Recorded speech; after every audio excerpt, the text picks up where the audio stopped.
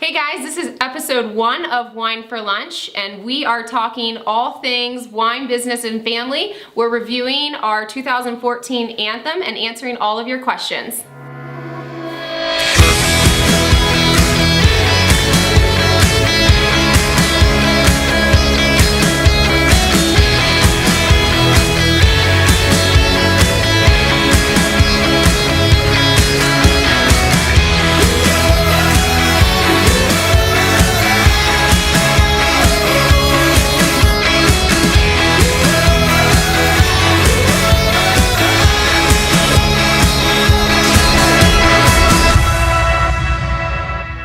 Welcome to Wine for Lunch. This is episode number 1. Thanks for joining us. We are your hosts. On the far end, this is Ashley Johnson, marketing guru.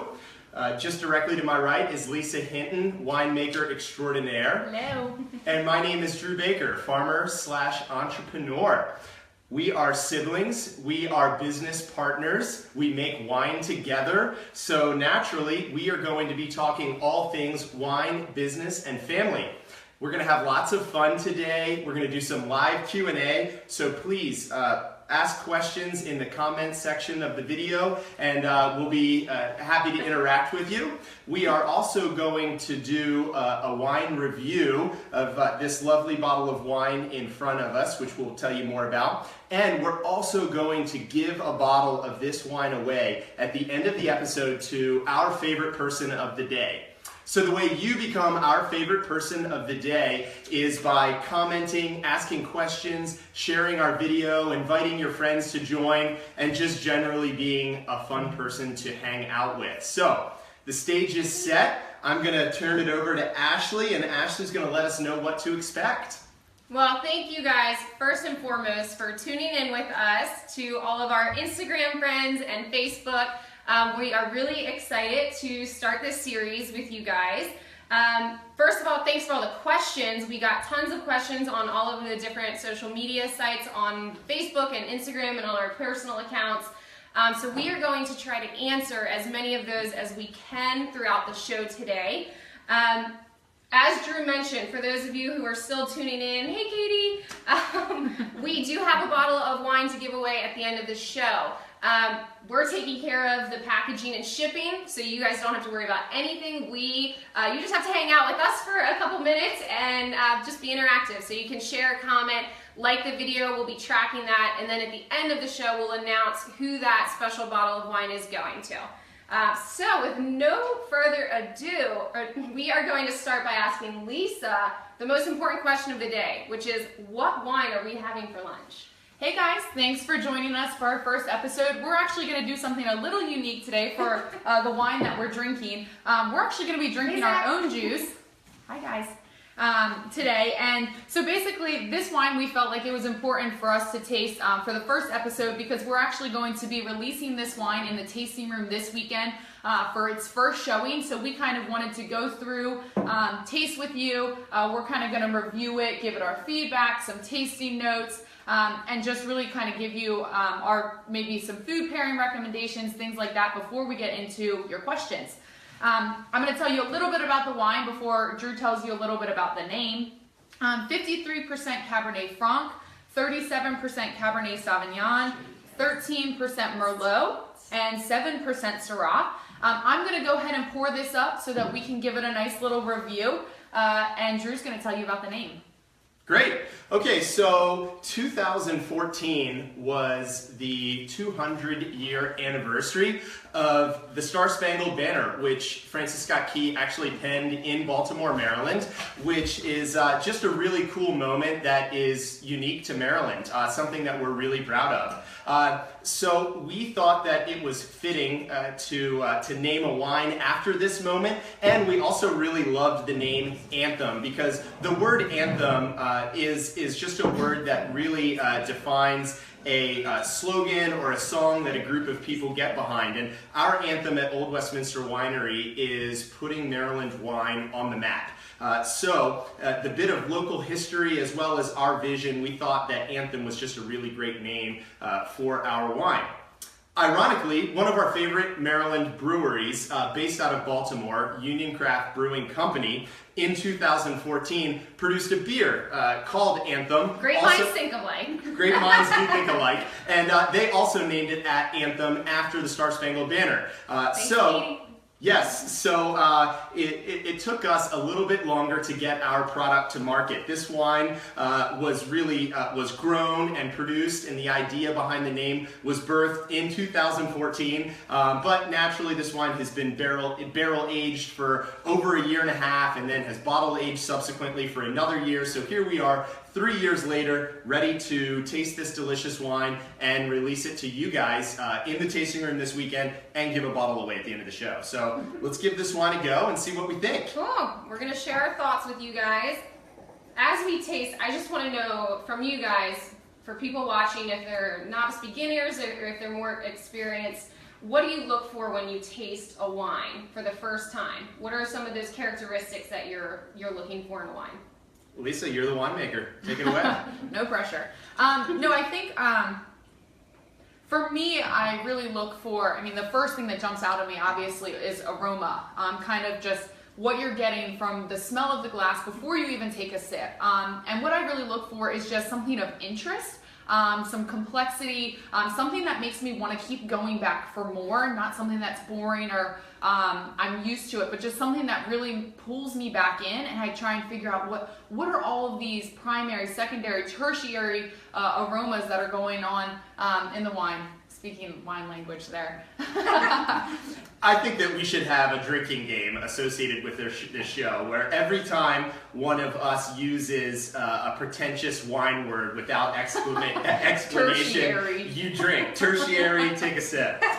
Okay, so what I look for when tasting a wine is volume. I think we often associate volume with something that's audible. But for me, I think that it's also something that you can smell and something that you can taste. A really good way to picture it is the volume of the radio in your car. As you turn it up, it gets harder and harder to ignore. And for me, I look for a wine that has volume, something that really jumps out of the glass, something that's hard to ignore, something that sort of keeps me coming back. And volume is something that's really important to me, particularly with a special bottle of wine. So I'm going to interrupt here. We kind of got a question that we joked about tertiary from Caitlin and Glenn Harrison, and they asked what tertiary is. And that's a great question. So we're kind of looking at primary, secondary, and tertiary flavors and aromas, and that basically is, the first, second, and then tertiary are the third, kind of the hidden, what are you pulling out of that's kind of subtle. And in the background, but still influences what you're smelling in the glass. So I hope that helps a little Yes, bit. I like how Christy Rackney on Instagram designated it a wine term, and that's exactly what it is when we're talking about it. Yeah. For me, when I'm tasting a wine, I really, beyond just the aromas and the flavor profile, I look at the structure of the wine. And I think it is one of the best analogies that I was ever able to kind of think about while tasting wines is to think of the shape of a star. So wine has different characteristics. Predominantly, you can think of it with a star shape. It has acidity, it has alcohol, it has tannin, it can have oak, also the fruit or sweetness profile. And when you think of these different characteristics, you can really focus when you're tasting that wine on one of those different elements and breaking down that profile that you're looking for at that point. So when a wine, in my opinion, is balanced, all of those different points of the star transform into a circle. So there's not one or more of those aspects sticking out at one point. So it's really something that you can focus on and think about while you're tasting. And for me, when it becomes that circle in the profile of the palate, that's when I think it is a very pleasurable wine. Cool. So Jay Leonard on Facebook. Hey, Jay. Thanks for the question. Thanks for hanging out with us. So Jay asked us a really good question. He asked us to explain legs. So legs are something that are talked about often in a bottle of wine. I think that it's something that's talked about particularly often because it's visual, and I think when you're new to wine, visual cues are particularly easy to identify, and thus it's important to really pay attention to. It's really your first clues about what a wine is and what it's going to offer. offer you. So the idea behind legs is that you are viewing the evaporation process. So basically, alcohol evaporates at a faster pace than water, and wine is obviously has both of these components. So the idea really behind what legs might tell you is a clue as to the alcohol content. The idea being the greater the alcohol, the more pervasive the legs. I tend to think that for me, legs aren't really something that I put a whole lot of weight into, but it's definitely something to note and definitely could indicate something about alcohol volume. But otherwise, they're pretty, I think that you're going to see legs more on this stemware that we're using today, which is crystal. I guess I could just quickly describe that. The reason that we use crystalware as opposed to glass when drinking wine is because glass is a sheer surface, so it's perfectly flat, whereas crystal, if you look at it under a microscope, is actually a bit rough, sort of like sandpaper. So we swirl the wine in our glass, the idea being to open up the wine, and this is particularly well done when in a crystal glass where that rough surface helps to open up the wine and to release those aromatic molecules and make them perceivable. So that's why we use crystalware. Very good. I'm going to pour myself a little more because why not? And we're going to move on to another question. So as it is our first date with you guys, we thought it fitting to share just a little bit about ourselves and make it personal. So we're going to start, before we get into the viewer questions that all of you guys sent in, which we're very grateful for, I want it just for each of us to share a little bit about ourselves. So age, married, spouse, something fun about yourself, and then hopefully you guys can ask questions or share something about yourselves as well, because we would love to get to know you guys too. So Drew, you want to start? Sure, okay. So you know who I am, what my name is, Drew Baker. I am married to Casey Baker. She is my lovely wife. She is a nurse. She works in maternity suites at Holy Cross, which is a hospital in Washington, D.C. A little bit about me. What really gets me excited is farming and growing a business. So I really love Old Westminster Winery and what we get to do here, which is to farm, to produce a product directly from that agricultural commodity that we grow, and then to produce a really beautiful wine that helps us to reflect our farm and our efforts and our personality in a really positive light. And then the business side is really interesting as well, and it's sort of fun making Maryland wine and producing a product in an industry, or particularly in a region that's really unproven. We happen to believe that Maryland wine is the new frontier, and our aim is to elevate this region and put it on the map. So it's really fun to sort of kind of consider ourselves to be pioneers a bit and to play that role. Fun fact about me, I grew up racing motocross. So I was an extreme sports dirt bike guy as a kid. He likes to take risks. Yes, so I was homeschooled. I lived in Georgia at a motocross training facility during what would have been middle school and high school. And I guess the highlight of my career before I got old and injured and washed up was in 2005, I finished 15th at the Amateur National Championships in Tennessee. So that's the fun fact about me. How many concussions did you have? More than I can count, which His memory. Which is why you retired. Which may explain a lot. Yeah, so, exactly. yeah. All right, Lisa. Okay, I'm Lisa. I'm 27 years old. I'm married to Zach Hinton. We've been married for a little over 3 years now. Seems crazy. I think that the biggest thing that gets me excited about this business in particular is obviously the processing. I mean, I was a chemist when I was in college, and I just love the experimental side of things, whether it's barrels or yeast or every different component that happens throughout the fermentation and aging process is just so intriguing to me. What I do for fun, my husband and I are young life leaders at a high school down the street, and we really love to travel. So we are traveling in the States before we kind of move on to the rest of the world. We did 6 national parks last year, and we plan to hit a whole bunch more this summer. So that's what we like. Ash?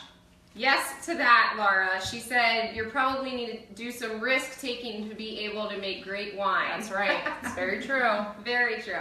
About me, I am 26 years old. I am the youngest of the three of us, but I was the first married. I've almost been married for 5 years in July to my husband, Brandon Johnson. We live in Finksburg. Hey, honey. And for fun, a random fact is I'm an avid ping pong player. This may be disputed against the three of us. She's washed up. I played in a tournament league in college, and I beat everyone. So even the one who taught me from South Africa. Have you ever beaten me? I like to think it's a big brother complex. Whatever. Anyways. She could have me at 20 to 10, and I'm coming back. All right. Whatever. Brandon commented on Facebook and said, "I've beat her many times." All right. We're playing after we finish this. Okay, we want to meet you guys too. So share a random fun fact about yourself or comment. You can still ask questions regarding business, wine, anything else. Still share it, like it. We are going to be giving away the bottle of the wine at the end of the show. And we're going to move into viewer questions. So these are all questions that you guys submitted either yesterday or this morning, and we have jotted them all down. And we're going to go through them in the order we... Zach Sweep on Instagram, he's challenging me. He remembers he won. We're going to go in the order that we were asked. So we're going to start with, I'm going to share the handles and then we'll say the question. So at Marianne Johnson said, how do I not drink so much of your wine? Well, if it's our wine, that's the we don't want you to question. stop drinking it. So maybe limit it to 1 or 2 glasses a night. At Laura V1311 asked, which this was a great question, how does the winemaker know when a wine is ready to be bottled? So Laura, I know you're on Facebook, so Lisa and Drew, we're all going to kind of share our thoughts on that. So again, the question is, how does the winemaker know when a wine is ready to be bottled? So I guess that question's for me. So basically, it's really a series of tasting through barrels, from fermentation until we're kind of approaching the 18-month, we've kind of found that as like a sweet spot, 18 to 36 months in barrel. And we just taste through continually and figure out where the wine is in its aging process. And really just watching for its development, for capturing kind of this essence of a place and a time. And so we're really just looking for a wine that is representing where it was grown and how it was made and just kind of how it fits into the style of wines that we enjoy creating. So I'm going to piggyback on that same question, take a stab at it. So to my mind, a bottle of wine, every bottle of wine really, it represents a bell curve in my mind. So, and our aim is to consume, to enjoy a bottle of wine at the height of that bell curve. You can kind of picture it as a moment in time between grapes in a vine and its ultimate demise as vinegar. Yeah. So when we are aging a wine, and every wine has a different shaped bell curve, but that's why we're tasting the wine in barrels in the winery on a monthly basis, sort of tracking its evolution. And at some point, we all look at each other and we say, wow, this wine is right where we want it. So at that point, we figure out how we're going to put it together, and we go ahead and bottle the wine. And then the same is true for bottle aging. We let the wines settle down in bottle in the cellar, sometimes for a year or more, and then one day we open a bottle and we say, wow, this wine is just right where we want it. This is just a perfect example of what we had in mind when we bottled that wine. So then we release it, and that's where this wine is at right now. Yes, so this actually particular wine aged for 18 months. So as Lisa mentioned, that was kind of that sweet spot for our barrel aging, and that's exactly what Anthem, the 2014 Anthem, aged for. So whoever wins this bottle will be able to taste that or come to the taste room. The next question is at Artaguding. He said, I want to know wines that pair well with pizza, starting with Hawaiian pizza. Well, Hawaiian pizza is my personal favorite. It's my dad's favorite pizza, so we grew up eating it all the time. And my personal favorite wine at the moment is champagne or sparkling or pet nat. So anything I think that sparkles pairs really well with Hawaiian pizza. And the other night we had a bacon and onion pizza, and I had a red wine with that, with the tomato sauce. It worked really well in the bacon and onion. I had Somme Cuvée, which is a red blend. It's medium-bodied red blend of Merlot, Syrah, Cabernet Franc, and Petit Verdot. So that was really good too. What do you guys like with pizza? Oh my goodness. Wine and pizza were just made to be consumed together. So for me, just really basic pairings: white wine, white pizza, red wine, red sauce pizza, sparkling wine whenever you're in doubt and unsure of what to do, because it pairs well with just about everything. For me, one of my favorite pairings is some sort of red sauce pizza with a Cabernet Franc wine. Cab Franc just has that red fruit, that earthiness, that spicy character, and I just think it's particularly perfect with pizza. Oh yeah, go ahead. I was gonna say, if we're not getting to your questions, like we're getting a lot of posts, if we're not getting to them, we promise that we will be answering them next week as well. I think Drew wanted to address one of them. Yes. I have one too after that. So Jeff Walters has asked on Facebook. Hey Jeff. Yeah, thanks for hanging out. Thanks for being a part of the show. So Jeff Walters asks on our stance on fermenting in concrete eggs. That's a really good question. This is going to be a little bit of a nerdier answer, so I apologize. I'll just kind of break down 3 very commonly used fermentation materials, vessel materials: stainless steel, oak, and concrete. We use stainless steel and oak, but not concrete. Stainless steel is inert, which means it doesn't breathe. So wine aging in a stainless steel tank is really captured at a moment in time. There's no evolution. Whereas oak and concrete are both porous, so they breathe, and there's what's called micro-oxygenation, which is an interaction between the wine inside the vessel and the air on the outside. Not enough to spoil and turn it to vinegar too prematurely, but just enough to allow the wine to micro-oxygenate. What I would say is that the important factor with concrete is that it not be lined. So in the EU, for example, concrete has to be lined with some sort of ceramic so that the wine can't interact with the lime in the concrete. That's really just a function of the rule, which to my mind really makes concrete very unappealing and uninteresting. So I would only be interested in concrete that's not lined. Otherwise, it's just kind of expensive, it's interesting. We might try it because we like to be experimental, but I don't predict that the concrete will ever be a particularly big part of our program. Yeah, that's a good answer. We had 2 questions on Instagram that we're going to throw in the mix too. The first one was from BB Kate. Hi, Katie. She asked, out of all the wine you've ever made, what has been your favorite? That's a tough question. It's a really, really hard one. The first one that comes to my mind would be the Pet Nat Albarino, which we released earlier this summer. So Pet Nat is short for Pétillant Naturel, which is just an ancient method of sparkling wine. It's very reflective of the vineyard and terroir because the sparkling wine is made... Drink.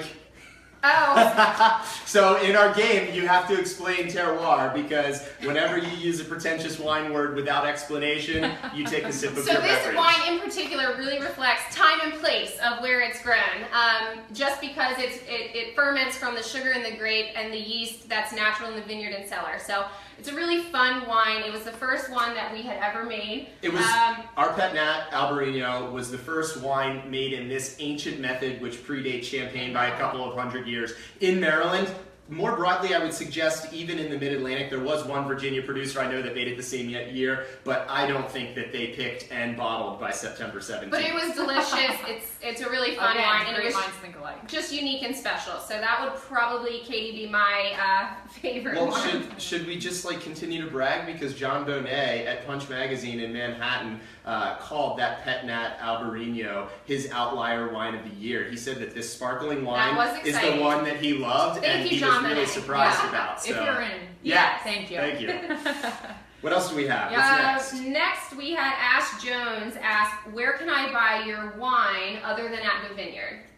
On our website. So because our production is limited, and we're so thankful to say that demand is outpacing production, we have stopped selling our wine wholesale to any retail accounts. So wine shops, liquor stores, you're not going to find our wine there anymore.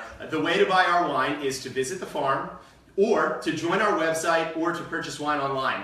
To join our wine club, which you can do on our website. So you can either come to the farm, or you can buy our wines online. And remember, we ship in 6-bottle increments, complimentary. Yep. No shipping costs. All right, what's next? All right, this was a question from Lindsay Plebiak. She said, "Why are you guys so serious?" I think we're having fun. If I this don't is think we're serious, I don't know what to serious. We're say. passionate about this, okay? Yeah, we love what we do. Thank you, Laura, on Instagram. We were very excited about the outlier comment from John Bonet. Zach Sweep asked, Hey, Bree. Zach asked, do you plan to automate any of the wine processing? That's for Lisa. I say no. Well, if we do, then it puts me out of a job. So no, I don't think that we will. It's all about quality control with us, and the way to do that is to really be hands-on. We do everything by hand, from the vineyard to the cellar, and we plan to keep it that way as long as our production is small enough. And we just want to continue making quality wines, and the way to do that is for us to have our hands on every grape and every bottle. Our fingerprints are on everything. That's right. That is one promise that we can make to you. This is a popular question that I just think people in general wonder about, and specifically was asked by Steve Rapsky. He said, how can you know the difference between wines just by smelling or tasting? It's a really good question. That is a great Do you want me to question. take a stab at this one? Sure. So I think that point of reference is really important. So if you're coming at wine and you don't have a lot of experience having tasted wines from around the world, or tasted wines with other folks that sort of know what they're looking for, then it's going to be really challenging to sort of take a stab at what's what without any reference point. So for us, I think that just like traveling and tasting a lot, tasting both blind and sighted, and drinking with other people that are passionate about wine and know what they're doing is really important, because when once you do this and you sort of build up a little bit of a point of reference, then you are able to identify certain characteristics that are true of particular varieties, and then all of a sudden you'll find yourself recognizing a particular shade or color of the wine, aromatic notes, the way the wine sort of feels on your palate. Do I have to drink palate? That's a wine word. I'm Yeah, sorry. it is. But when you put all of this Meg. together, Meg. you can develop sort of a really great reference point, which is super important for identifying wines blind. All right, we just got another question. BF Legal. Beef Legal. Beef Hi, Legal. Bree. Oh, hey, Bree. She asked, will you ship to Hawaii? Actually, our administrator's watching by the camera. Can we ship to Hawaii? We will get back to you on that one. How about you DM us and we'll take care of that. We're going to answer that. Yep, we'll DM you with the answer to that. We had another question. Hey, Dev. Thanks for joining. From CPA Runner 25. He said, will you tell us more about your new property? Ooh. Yeah, we're really excited. It is a 117-acre farm in Montgomery County. Currently, we have 17 acres here at Old Westminster Winery, so we're very excited to expand to a larger spot. We had been looking for a new vineyard to acquire for several years now. A couple years it has been in the talk. That talk turned to action earlier this spring when Drew started really hunting down different farms. And he found this farm in Montgomery County. It had just gone for sale when he got a notification on his Zillow app about it. So I'll let Drew tell you about when he showed up to the farm, because it's a cool story. So go ahead. Yeah, so Burnt Hill Farm. This past July, I really for a year now, we have been actively looking for a new farm, a new hillside that was particularly well suited for growing grapes that we think will yield really beautiful bottles of wine. So we kind of had our eyes to the market, and this past July on a Sunday morning, my wife and I are laying in bed and I get a notification on my phone from Zillow that a new property just came on the market, 117 acres in Montgomery County. I looked at it and I immediately knew where it was. I had remembered driving that road and thinking to myself at that time, this would be a really great place to grow grapes. So we'd kind of been looking in that area. So we immediately just jumped up, got in the car, drove to the farm, walked up on the hill. You have a panoramic view of Sugarloaf Mountain in the foreground and the Blue Ridge on the background. Just amazing place. And I turned to Casey and I said, this is it. This is the site where we're going to take Maryland wine to the next level. This place is going to make iconic wine. So I dropped a pin, coordinates where I stood, and I sent them to our geologist who's based out of Virginia. And within hours, he wrote me back a text that said, this place is really promising. Let's go dig soil pits and check it out. So we did. That was fun. It was so much fun, and we were just getting more excited about that particular place with everything we learned. And then, long story short, we purchased the farm on the Tuesday before Christmas. So, Merry Christmas. Christmas gift for us, Christmas gift hopefully for you as consumers, Christmas gift for Maryland Wine. So we're excited. It's going to be a really long-term project, but I predict that we'll be telling you guys a lot about it in the future about the show. So, cool. Yeah. So I think at this point, if you guys don't object, we've been live for 30 minutes now. So I think it's time to choose our favorite person of the day and the recipient of this very special bottle of wine. So let's deliberate a little bit. What do you guys think? Well, let's recap for them. If they missed the beginning of the show, how do you become our favorite person? Because every week on Tuesdays at 1, when we do this show, you can be our favorite person and you can win a free bottle of wine from us if you share, comment, interact with us, and just be an overall fun person.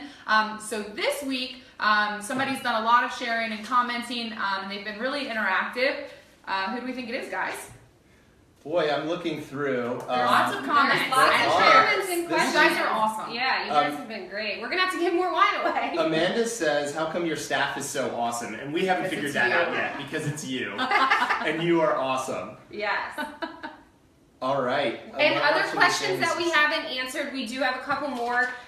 We are going to add these questions to next week's episode. So if it wasn't answered, we promise that we will answer the questions as we continue to move forward. So the recipient of the wine bottle of 2014 Anthem is I think we have to go with Jennifer Nelson. Jennifer Nelson. She shared this video like 4 times. She commented with a very punny hashtag. And, we love puns. And she's just a big advocate of Maryland wine. So I think it's important that we give Jen Nelson the very first free bottle of wine associated with being our favorite person of the day. Awesome. And then I think because it's our first episode and we want to do something special, we should give away a second bottle of wine, and we are going to give that bottle of wine to Ryan Taguding, who is my good friend. He asked many questions, and he helped us with the production of this show, so it wouldn't be here right now without him. We're just going to give him this half. Yeah, we're going to give him the drinks, so that'll be perfect. Ryan. All right, so our lunch break is over, and I'm sure yours is too. So thanks for hanging out with us. Thanks for all the comments and interaction. Join us for lunch next week, same time, same place, live on Facebook and Instagram every Tuesday at 1 p.m. Enjoy the rest of your week. We'll have a new wine